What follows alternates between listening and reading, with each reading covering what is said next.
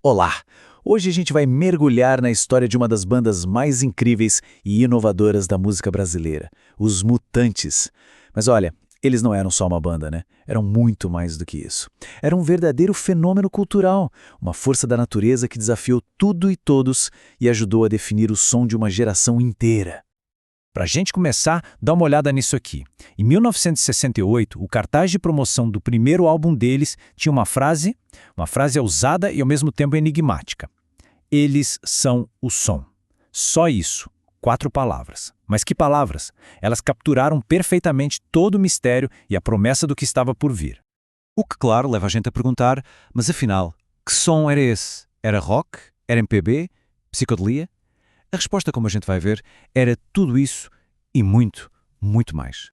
Então, para entender de onde veio esse som, a nossa história começa na efervescente São Paulo dos anos 60. A cidade era um verdadeiro caldeirão cultural e foi lá que tudo nasceu. E no coração de tudo estava este trio aqui.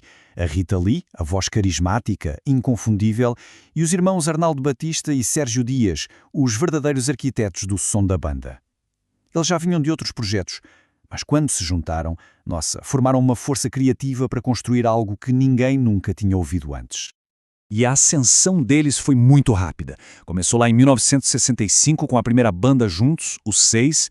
Logo em 66 nasceram oficialmente os Mutantes. Eles estavam o tempo todo experimentando. Viram a banda fixa no programa do Ronivon, deu uma plataforma enorme para eles. Mas o convite para o festival de 67 foi o que realmente mudou o jogo. E foi justamente nesse momento que o caminho dos Mutantes se cruzou com uma verdadeira revolução cultural que estava varrendo o Brasil.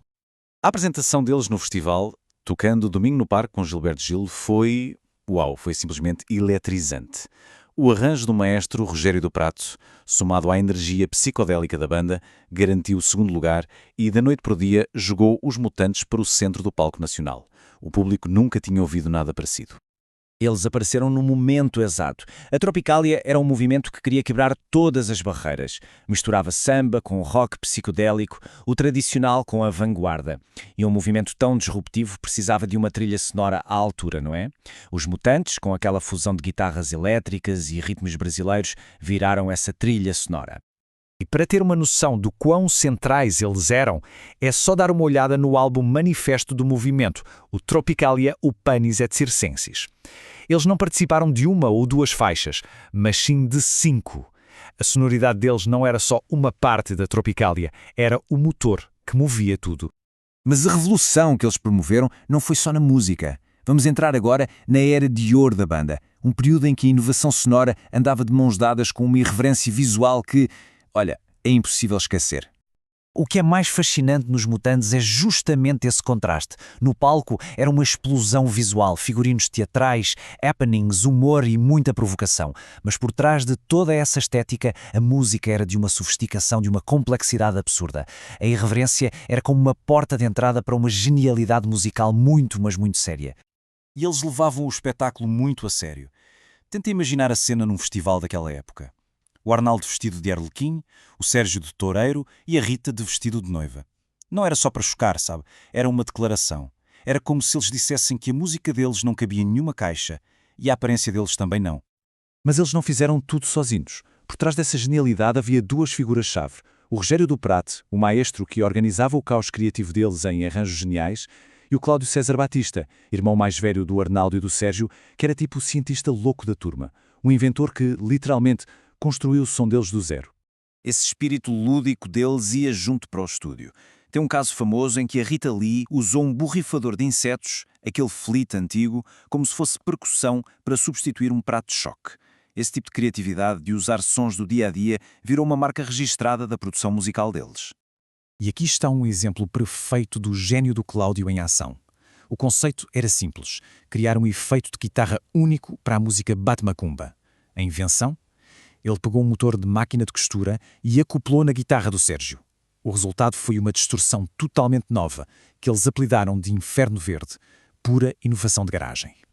Mas essa era de ouro da inovação não duraria para sempre. A banda estava prestes a entrar numa fase de transformação profunda, que ia redefinir não só o som deles, mas também o futuro de todo o grupo. Com o fim da Tropicália, a banda buscou novos horizontes, e eles encontraram isso no rock progressivo, um som bem mais complexo e ambicioso. As músicas ficaram mais longas, mais instrumentais, com muito improviso. Foi uma mudança que mostrou a maturidade musical deles, mas que também começou a criar algumas tensões internas. E essa nova direção musical trouxe mudanças drásticas. Em 1972 veio o grande abalo, a saída da Rita Lee. Foi um ponto de virada. Outros membros saíram no ano seguinte e, embora o nome Mutantes tenha continuado, a magia do trio original tinha-se desfeito. Pelo menos, até aquele reencontro triunfal décadas depois, em 2006. Então, qual é a grande lição disso tudo? Essa citação resume perfeitamente. Eles foram a ponte. Pegaram a simplicidade do rock brasileiro do início, o iê, iê, iê, e misturaram com toda a complexidade e ambição da Tropicália. E ao fazer isso, criaram algo totalmente novo, abrindo caminho para o futuro do rock no Brasil. E assim a gente termina com uma pergunta. Afinal, eles eram gênios à frente do tempo? Provocadores que usavam a música para desafiar o status quo? Ou eram simplesmente o som do futuro chegando? Talvez a resposta seja que eles foram tudo isso ao mesmo tempo. E o som deles? Bom, esse continua a ecoar, a inspirar e a desafiar quem ouve até hoje.